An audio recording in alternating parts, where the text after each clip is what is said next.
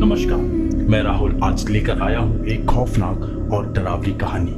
दिवाली की वो खौफनाक रात। सब लोग यह तो जानते हैं कि दिवाली जगमगाती रोशनी और लाइट्स का त्योहार है, पर जो ज्यादातर नहीं जानते हैं कि दिवाली की रात अमावस्या की रात होती है और हर अमावस्या की रात काली शक्तियां सबसे ज्यादा ताकतवर हो जाती हैं। लेकिन 19 साल का सुमित इस बात से अनजान था। वह अपने दोस्त विजय के साथ दिवाली की रात सड़क पर घूम रहा था।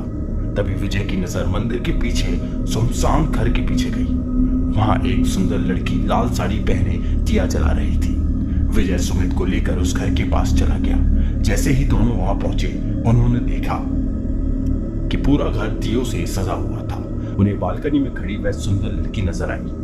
उसने फिर वही मन लुभाने वाली मुस्कान देकर उन दोनों को अंदर बुलाने का इशारा किया। घर अंदर से भी उतना ही खूबसूरत सजा हुआ था जितना कि बाहर से। टेबल पर खाने के लिए अलग अलग चीजें रखी हुई थी। सुमित टेबल से एक लड्डू उठाकर खाने लगा, पर उसके हाथ से गलती से वह नीचे गिर गया।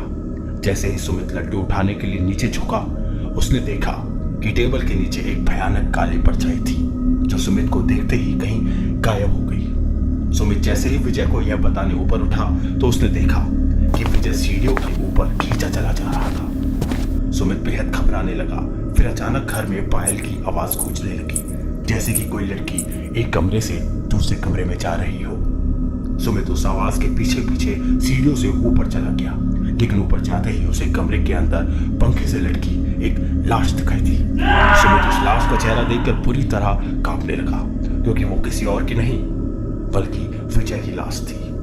सुमित डरते डरते पीछे मुड़ा तो उसके ठीक सामने वही सुंदर लड़की खड़ी थी और उसे देखकर मुस्कुरा रही थी। पर इस बार सुमित को वह मुस्कान मन लुभाने वाली नहीं बल्कि बेहद डरावनी लग रही थी। अचानक घर की सारी लाइट्स बंद हो गई। वह धीरे धीरे एक खंडर में बदल गया। वह लड़की अब भी सुमित को देखकर मुस्कुरा ही रही थी। अचानक लाल साड़ी पहनी हुई वह लड़की, उसके बाल सफेद और लंबे होने लगे और आंख एकदम लाल पड़ गई और चेहरा एकदम डरावना। सुमित उसे देखकर एकदम सुन्न पड़ गया था। वह लड़की हाथ में चाकू लिए सुमित की तरफ बढ़ रही थी। सुमित ने किसी तरह अपना होश संभाला और बिना कुछ सोचे सीधा घर से बाहर भाग गया। लेकिन वह लड़की अभी भी सुमित के पीछे पीछे आ रही थी। वह लड़की सुमित को मारने के लिए अपना हाथ बढ़ा रही थी, लेकिन सुमित तब तक बाहर निकल गया था। उसने जल्द से जल्द घर का दरवाजा बाहर से बंद कर दिया।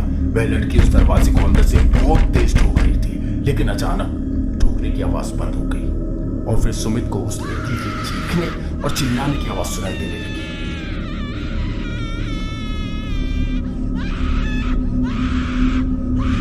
जैसे मैं उस घर के अंदर कैद हो गई। सुमित वहां से जल्द निकला और अपने घर जाकर चुपचाप सो गया। अगली सुबह जब सुमित उठा तो उसकी मां ने बताया कि उसका दोस्त विजय कल रात से लापता है। तब सुमित ने पूरा किस्सा अपनी मां को बताया। मां ने उससे कहा कि कई साल पहले दिवाली की रात एक लड़की ने उस घर में आत्महत्या की थी। तब से उसकी आत्मा उस घर में भटकती रहती है। किसी को कभी नहीं पता चल पाया कि उसने आत्महत्या क्यों की थी और उस घर में कोई रहता भी नहीं। यह बात जानकर सुमित पूरी तरह हिल गया। वह यह यकीन नहीं करना चाहता था कि जो भी उसके साथ हुआ वह एक बुरा सपना था। पर उस रात के बाद उसका दोस्त विजय कभी वापस नहीं आया और सुमित को आज भी दिवाली की वो खौफनाक रात और उस लड़की का भयानक चेहरा सोने नहीं देता। क्या आप जानना चाहते हैं कि वो लड़की कौन है और उसने क्यों आत्महत्या की? ये जानने के लिए चैनल को सब्सक्राइब करें और ज्यादा से ज्यादा शेयर करें। तो आपसे मिलते हैं अगली वीडियो में। तब तक देखते रहें AGS क्या है 360।